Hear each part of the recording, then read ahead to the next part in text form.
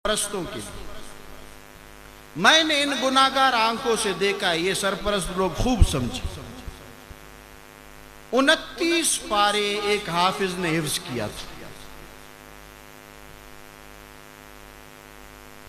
उसके वालिद से एक गलती हुई, उलमा के खिलाफ उसने बात की।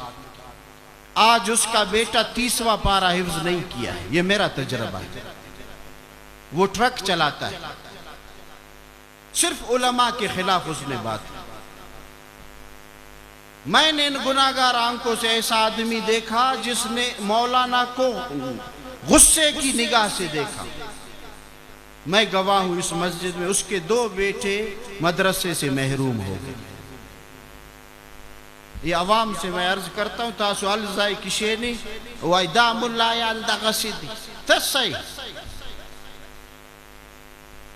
आप सारा दिन बाग से अच्छे अच्छे सेब जमा करके लाओ और मैं आके उस ठोकरे को एक लात मारूं और कहूं ये सेब है, आप खुश हो जाओगे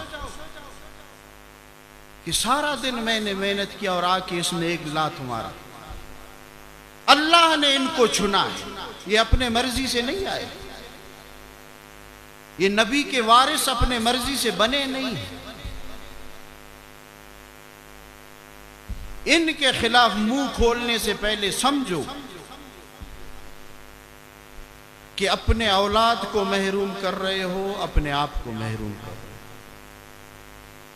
बलोचिस्तान के अमीर से मैंने खुद अपने कानों से सुना, हजरत डॉक्टर साहब दामत बरकातुहू से मजमे को कहा, जो ये चाहता है मैं बगैर ईमान के इस दुनिया से चला जाऊं, बगैर ईमान के, वो एक काम करे।